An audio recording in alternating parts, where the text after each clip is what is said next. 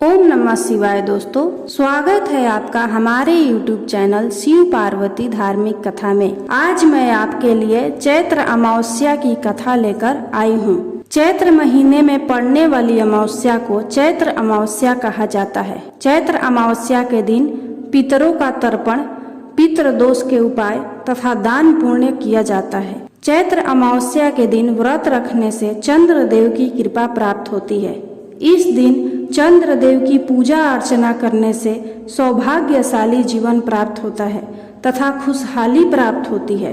इस दिन पितृ संबंधित कार्य करने से पितरों का आशीर्वाद भी प्राप्त होता है तथा मानसिक शांति भी मिलती है। तो आइए सुनते हैं चैत्र अमावस्या की कथा। एक नगर में एक राजा रहता था। उसकी प्रजा तथा उसका परिवार बहुत ही खुशहाल जीवन व्यतीत कर रहा था। राजा की पत्नी बहुत ही धार्मिक विचारों वाली थी और अपनी प्रजा को देखकर बहुत खुश थी। राजा के महल के सामने एक साहूकार की हवेली थी। रानी तथा साहूकार की पत्नी में अच्छी मित्रता थी। एक दिन साहूकार की हवेली से साहूकार की पत्नी की रोने की आवाज आई। रोने की आवाज सुनकर रानी ने राजा से इसका कारण पूछा तो राजा ने बताया कि साहूकार के पुत्र की मृत्यु हो गई है, जिस वजह से साहूकार की पत्नी दुखी है और दुख के कारण रो रही है। इस बात को सुनने के बाद रानी ने कहा कि आखिर दुख क्या है, वह क्यों रो रही है, दुख क्या होता है। यह बात सुनने के बाद राजा को समझ नहीं आ रहा था कि वह रानी को किस तरह समझाए कि दुख क्या होता है। राजा ने रानी को कहा कि जिस दिन तुम्हारे पुत्र की मृत्यु होगी उस दिन तुम्हें पता चल जाएगा कि दुख क्या होता है। राजा ने कहा कि तुम अपने पुत्र को मार दो, तभी तुम्हें दुख के बारे में पता चलेगा। यह बात सुनने के बाद रानी ने अपने पुत्र को महल से नीचे गिरा दिया। भगवान की कृपा से रानी का पुत्र किसी ढेर पर गिर गया और उससे कुछ नहीं हुआ। पुत्र को देखने के बाद रानी ने फिर से वही प्रश्न राजा से पूछा।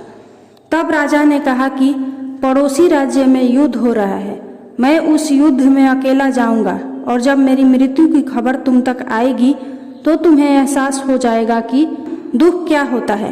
राजा युद्ध के लिए चला गया, परंतु भगवान की कृपा से वह जीत गया। राजा घर पर वापस आ गया और वह सोचने लगा कि आखिर ऐसी क्या बात है कि वह रानी को दुख का एहसास नहीं करवा पा रहा है। इसके बाद राजा ने रानी को बुलाकर कहा कि वह दोनों गंगा यात्रा के लिए जाएंगे, इसलिए रानी तैयार हो जाए और गंगा किनारे जाकर वह गंगा में कूद जाएगा। रानी ने गंगा यात्रा की तैयारी शुरू कर ली।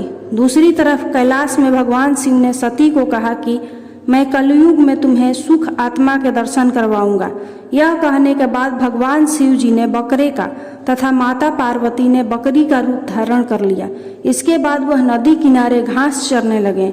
वहीं पर राजा अपनी रानी के साथ आ गया। राजा तथा रानी ने वहां भोजन किया और विश्राम करने लगे। उस समय राजा पानी लेने चला गया।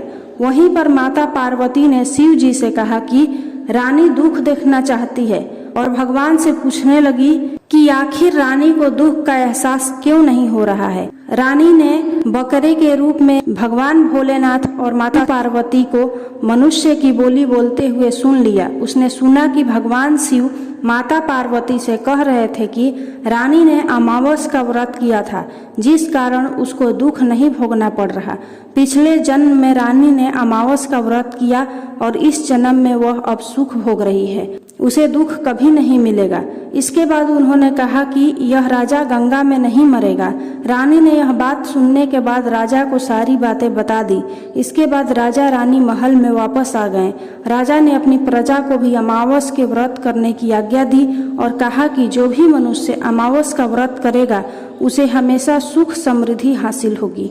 यदि आपको चैत्र अमावस्या की कथा अच्छी लगी हो तो कमेंट बॉक्स में हर हर महादेव जरूर लिखें।